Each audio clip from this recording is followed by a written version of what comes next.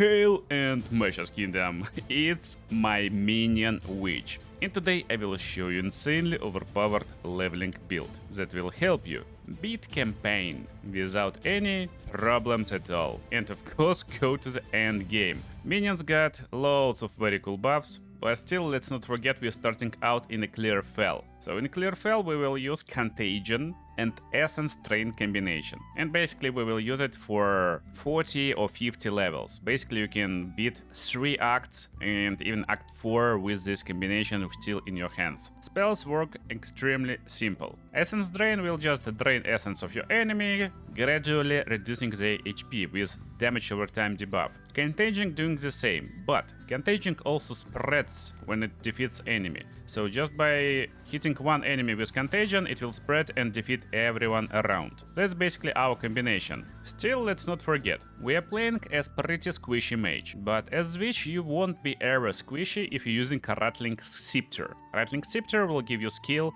Skeletal Warrior Minion, and will give these warriors for free. You will have 2 free warriors. At the same time, it will give you 100 spirit, and spirit is a resource to create more minions. You can allocate more minions, and basically what you want to do, you want to use all your spirit initially to create a lot of skeletal warriors. These warriors will tank for you, therefore you can stand in a distance and carefully destroy enemies with your curses. Another thing that you may want to use is Wizard Wand. Every wand comes with different skills, and this one comes with Chaos Bolt, which got nice buff in the latest patch. Chaos Bolt will inflict Wizard on hit, and Wizard is basically debuff that reduces enemies' chaos resistance. But in reality it kinda increases chaos damage taken, and it can be inflicted up to 10 times. That's why it's really powerful against bosses in long fights. You just spam this wizard with Essence Drain and Contagion. It gives a little bit of damage on top of your other minions. However, there is extra combination for early game. It's called Flame Wall and Frost Bomb. Classic but super good and useful. Flame Wall will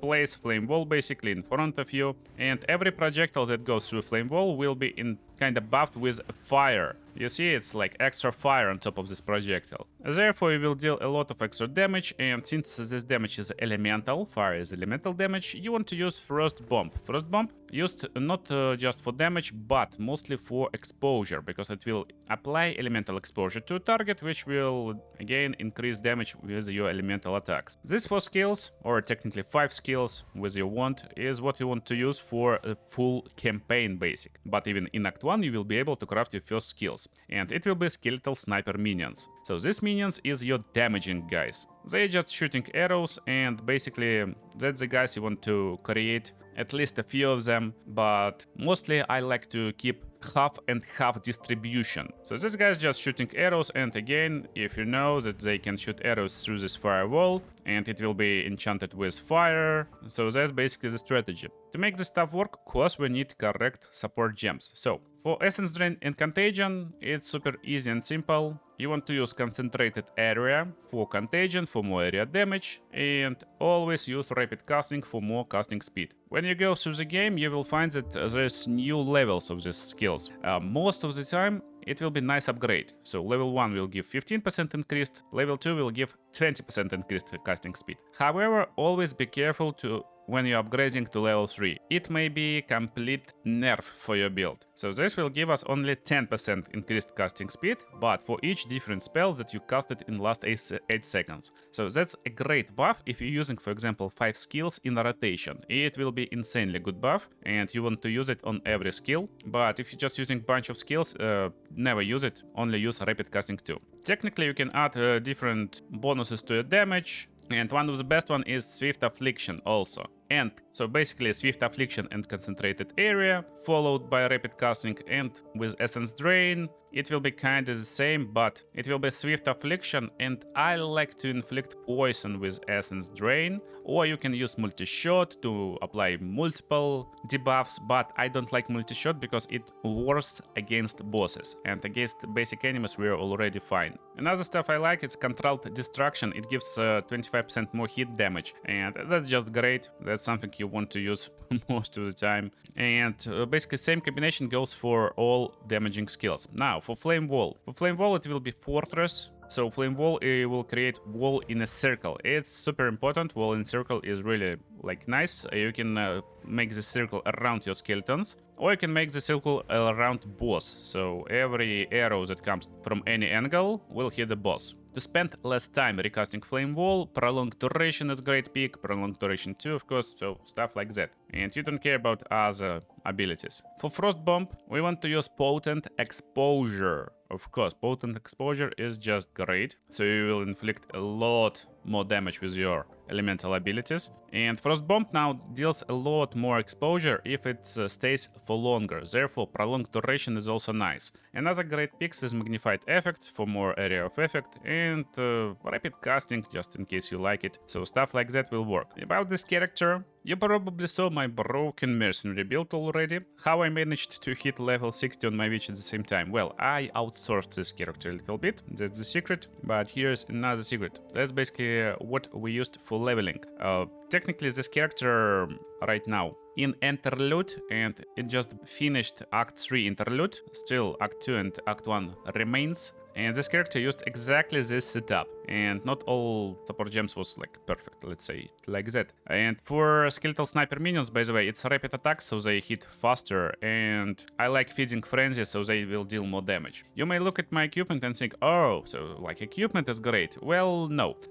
Here's exact setup this character used for leveling to this point, basically, and beat it everything. So Wizard Wand from level 52, that was last upgrade, so it's pretty okay, but just 3 tier 4, tier 6 bonuses, without any extra damage, basically. With Poison on hit for extra chaos damage, basically. And a rapid casting for more casting speed, and consider casting for more damage. Lucky drop right from the start of the campaign, Pilgrim Vestments, is pretty great. It helped a lot, but it's not needed for build to function. You can play it without that, mostly because again, your scepter will provide you with everything you need. It will give you extra spirit, so you'll be able to create a bunch of minions. And we used rings from level 19 and level 12, basically rings that dropped in campaign for free, level 26 hat without any bonuses, and this belt. Belt is pretty fine, some elemental resistances. So while you don't need anything else, technically there is some buffs that you may like to use to stay more healthy. Arctic armor to protect you, and we used it without any support gem, so it doesn't matter. We'll drop it later. Anyway, and Raging Spirits with fire attunement and prolonged duration. You can also drop attack speed on them.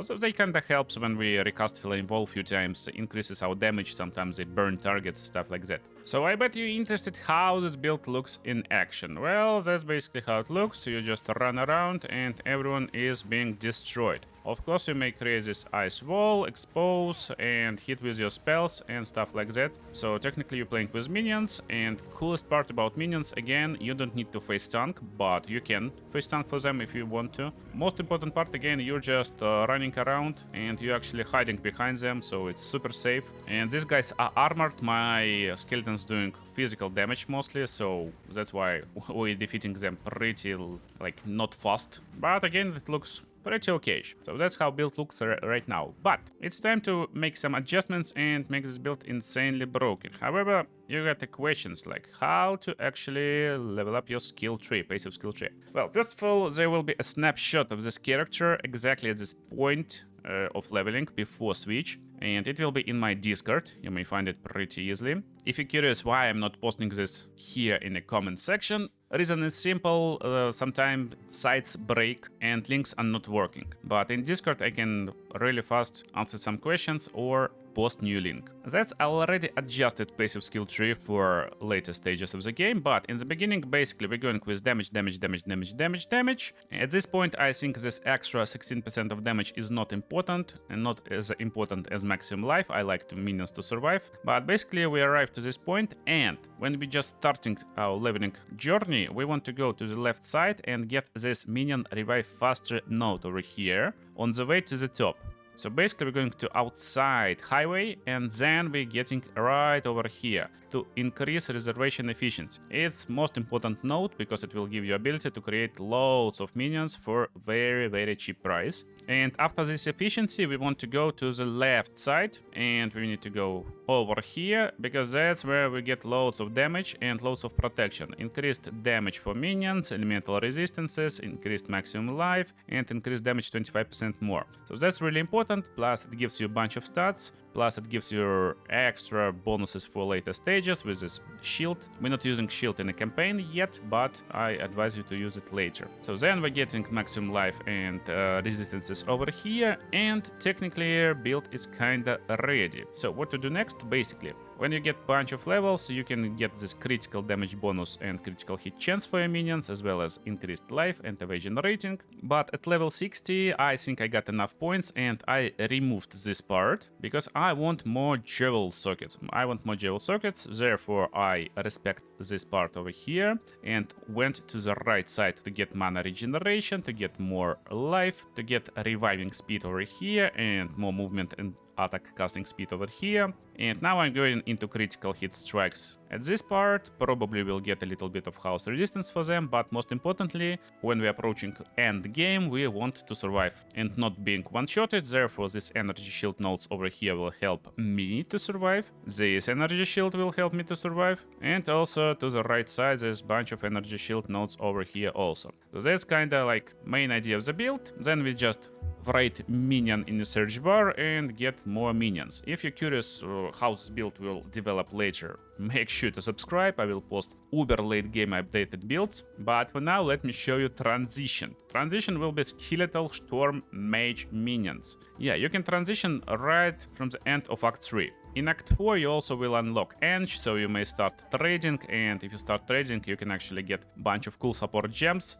In currency exchange you can buy uncut support gems, and they go like 1 for 1, so just bunch of exiles will give you a full pack of support gems. But let's remove what we won't need. Raging Spirits, don't need it. Contagion, no more. Flame Wall is questionable. Basically, skeletal storm mages get interesting ability. They're using Arc as their spell. Arc was remade into projectile if you're playing as sorcerers, but for these guys we need to double check. So let's play some firewalls. It looks like no, there's no fire needed, therefore no firewall, and of course no essence drain, so we're forgetting these skills completely. You may ask why skeletal storm mages? Well, you're just looking right now at one single storm mage, and he actually unleashing almost the same power as the guys with bows. He's basically as powerful as one full army, and of course he's not using a lot of spirits, so we'll create 5 of them, and that's basically the power of army of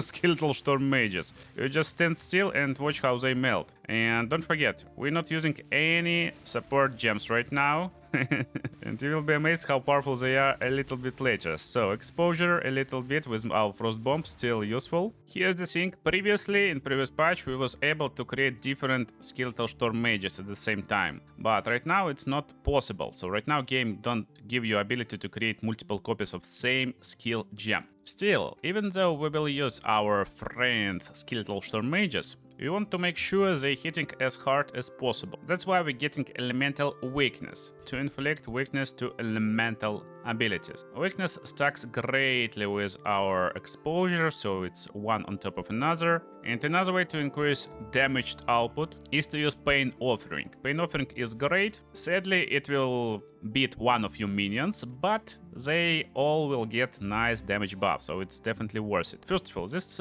build will work for basically any witch. Any witch you're leveling will feel great. By this I mean you can play as Infernalist with more spirit, you can even try it as Blood Mage, but I'm using Lich. So I'm using Lich because first of all we can have this more maximum energy shield, therefore more survival and pretty nice empowerment of gem. So good gem for minions will work greatly, I mean Javelin. And then we can increase damage of our guys with Unholy Might, or we can even go into protection if we wish to later. So that's full damage output with a curse, and with our shock basically we're defeating elites pretty fast. So here's my basic setup for these skeletons. I like Feeding Frenzy, they will basically deal more damage. Skill level is super important, therefore Lightning Mastery, since it's lightning skill. And Minion Mastery, they will be our main minions, we like them. Oh, you can't create 2 of them. Crazy.